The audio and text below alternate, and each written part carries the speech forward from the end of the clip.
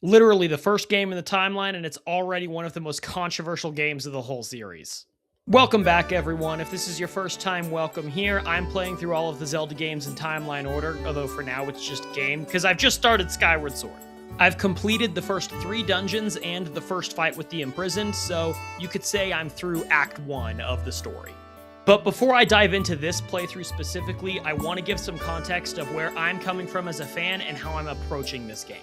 This is not my first time playing Skyward Sword, not even close. This is probably one of the Zelda games I've played the most throughout my life. This wasn't my first Zelda game, but it is a childhood Zelda game of mine. I remember working really hard with my brothers to do chores around the house, so our dad would take us to GameStop to buy Skyward Sword. That was a huge deal to me, and still a core memory to this day. And when they brought it to the Switch with the HD version, I was so excited. I freaked out. I waited outside of GameStop for like an hour and a half to get it with my brother. I just love this game. There are tons of memories for me with it, a lot of nostalgia. But I don't want to just have nostalgia goggles on the entire time I play this game. I want to go in with newer eyes, be able to see what I like and what I don't like, be able to maybe see what opinions of mine have changed and how this game holds up today compared to my childhood Zelda. So with that out of the way, let's start talking about the actual game. And the first thing I want to talk about is the storytelling of this game, because I think it's easily the best thing of this entire game. This game gets it right, but especially here at the beginning. The story starts with typical Zelda fashion, a legend passed down from generation to generation. This time, it's about the goddess Hylia, who was living on the surface, then the Demon King attacked, so Hylia brought all of the humans onto a plot of land and sent that plot skyward. Now it's up in the sky, and that's pretty much where our story begins.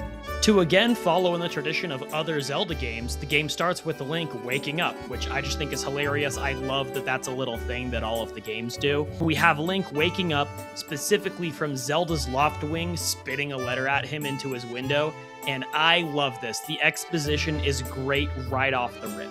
So you have Zelda, this character that you see in the cutscene for just a second. She's singing a song in the middle of this plaza area, and she sends this letter to Link. And the letter is very, very playful.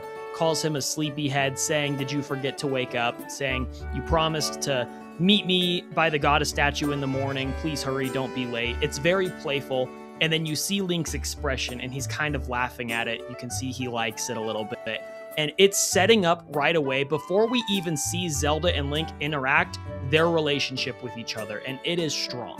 So then Link heads out to the goddess statue. He finds Zelda there, and she is super excited to see him. She's super happy. They have some playful banter. They talk about her outfit and the harp that she's playing, and they're just really happy to be together. And you might be wondering why I'm talking about these little details or these small moments that aren't a big deal to the big story, but they are a big deal. They're a huge deal. This is the single greatest relationship between Link and Zelda we have ever had, and it's all set up in the first 30 minutes of the game. Link and Zelda genuinely care about each other. Their relationship is very real. It's not like they're dating, but it is heavily implied. They definitely are crushing on each other. It's super strong. And you don't just get that from how they interact with each other. My favorite interaction, honestly, in the whole beginning section is Zelda talking to her dad about Link. You have this whole scene where they're preparing for this big ceremony, and Zelda won't stop freaking out and being super concerned about how she doesn't think Link is prepared enough, and she's worried that he's not going to be good enough and he's not going to succeed. And that scares her and that worries her. And seeing her express that to her dad builds that relationship better than just seeing her and Link talk to each other. And then the way her dad handles it is great, because he's the headmaster of the academy. He knows his daughter obviously super well, but he also knows Link really well. So he's a great father figure for both of them in that relationship. And then you throw Groose in there, and the whole thing gets even better, because now we know that Link has this high school bully who's also crushing on Zelda, but Zelda, totally pushes him around, and he just cannot stand up to Zelda. It's hilarious. It's so funny. Groose will be, bullying Link and telling him all this stupid stuff and how, he's a wuss, and then Zelda comes up behind him, and Groose just, freezes and, is stuttering over his words. It's super funny, because the whole high school bully stereotype is totally there.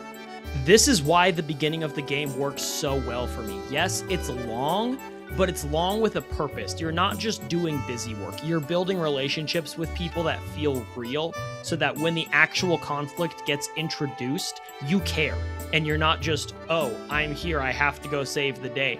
You're seeing your childhood crush who you actually care about get ripped out of your arms when you were chosen to protect her. Her father knew that you were with her, and so he knew that she was okay because she was with you, and then something happened to her. And that feels real, and the consequences are there. I love the exposition in this game. It really takes its time, and the payoff for everything after it is amazing. Then you have your classic call to adventure, which comes just at a great time with the pacing. It's really good. Fi comes in, leads you to the God of Sword. I'll skip over that. But then you actually go to the surface, and this is done really well too. I love traveling down to the surface. I love exploring the surface with the specific purpose to find Zelda. Because of all the exposition building your relationship with Zelda, the journey to the surface isn't just, oh, this is the next place I have to explore. Oh, I have to go find the next dungeon. You're looking for someone you care about, and you want to actually find them. So I really like how they tied that in for all of the dungeons, at least at the beginning here. It gets different in the later dungeons, but for the dungeons I've done so far, it's great. And then you get Girahim. Holy crap, I love Girahim so much. At this point in the game, you don't really know who the big bad evil guy is yet, but you know who Girahim is, and you know that he's after Zelda, which makes it so good because now you're not just looking for Zelda, somebody else is, and they are bad, and they want her dead, and it's crazy.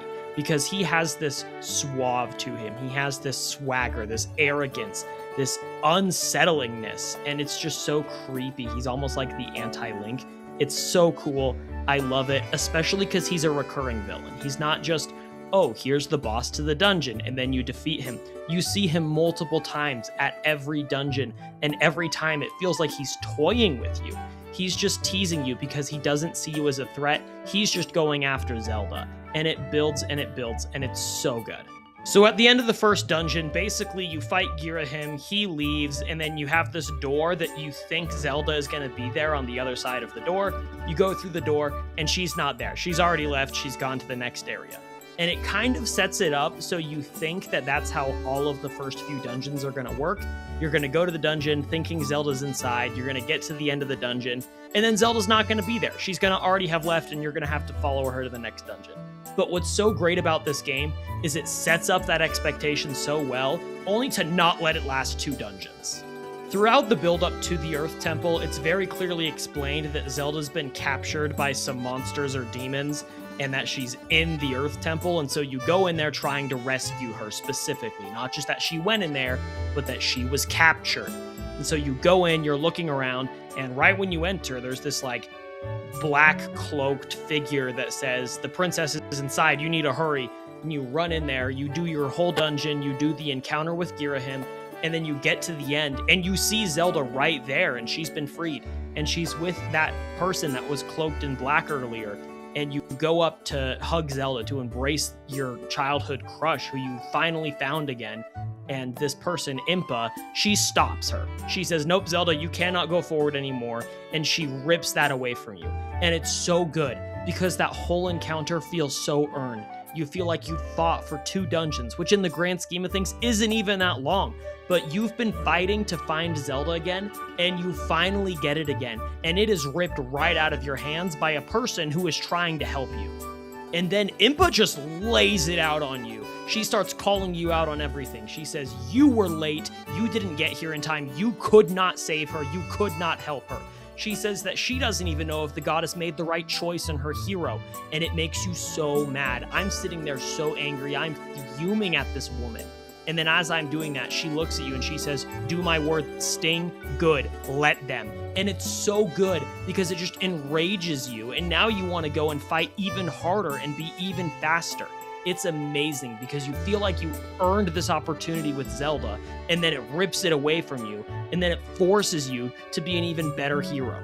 And you also don't have to wait super long to get back at Impa, because at the end of the third dungeon, you run out and you see Zelda and Impa about to go through the Gate of Time, and then Girahim jumps out and he blocks you from jumping in to help them, and he's trying to attack them, and Impa's trying to hold them off, but then at the last second, you jump in and you attack Girahim and you hold him off, and Impa looks at you, and then it gives you this little, like, choice of what to say, and one of the options is, like, go help Zelda, go run, and then one of them is, am I late? And I love it because it's just so snarky, so I always pick that one.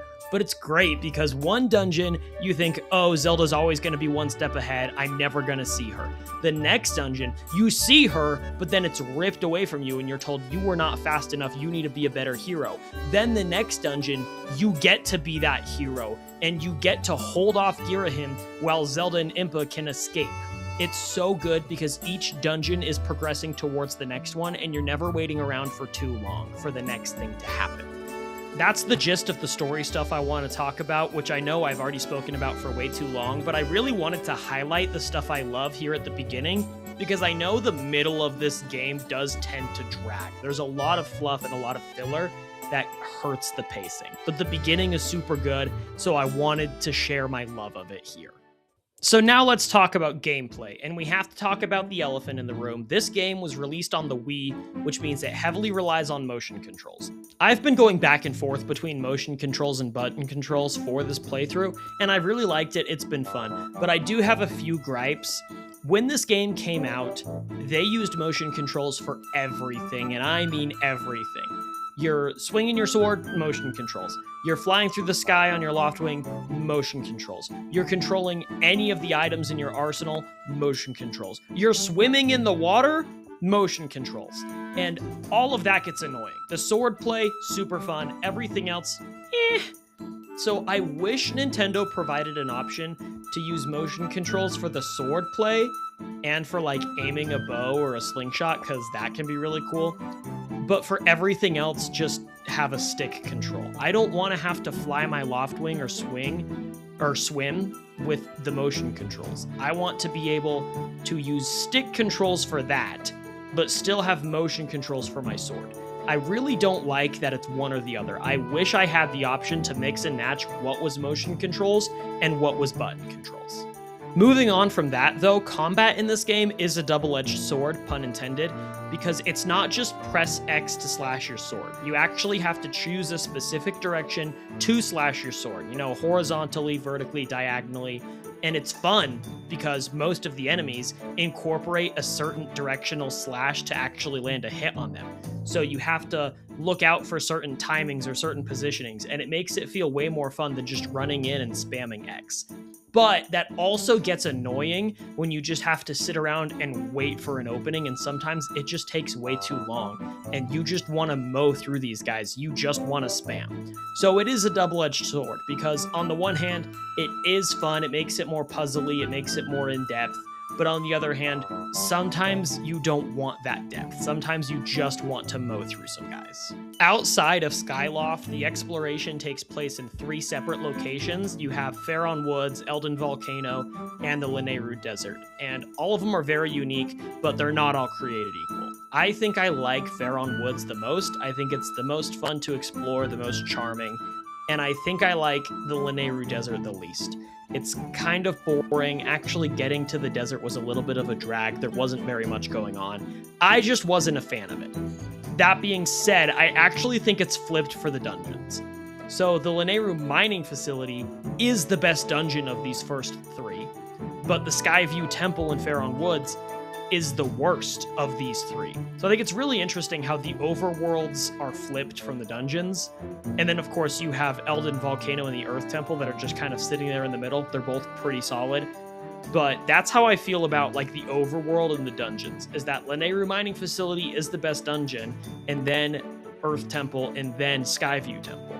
But as far as exploration of the overworld goes, Faron Woods is the best, then Eldin Volcano, then the Lanayru Desert. Also, this really shouldn't bother me, but just a quick gameplay gripe that I have. When you're flying around on your Loftwing and you dive into Skyloft, you know, jump off of your bird and land back on the Sky Islands, it's not a seamless transition. You jump off of your bird, it shows you skydiving down, and then it cuts away to like a loading screen for a half a second, and then it cuts back to you landing. And that's kind of stupid. I get why that was the case on the Wii, but could we not get rid of that on the Switch version? Could we not just have seamless diving back onto the land? I don't know why, but it just bothers me every time I do that. And also, you have your sailcloth, which is just like the paraglider in Breath of the Wild. You open it up so you land softly. I don't know why, but the game insists on just opening by itself. I want to open that sailcloth for myself. I want to push the button to open it. But if you get too close to the ground, it opens by itself without you pushing a button, which sounds nice until you realize it opens way too early. I want to open it when I want to open it, and I want to get low to the ground. If I don't open it and I die, just let me die. Just let me do it. I want to be the one who pushes the button to open it. So those are two really weird gripes that I have with the gameplay, but I just wanted to point them out because I feel like I've been glazing a little too much and I needed to point out some more negatives. But that's everything I wanted to share so far. I'm really enjoying the playthrough right now, if you couldn't tell.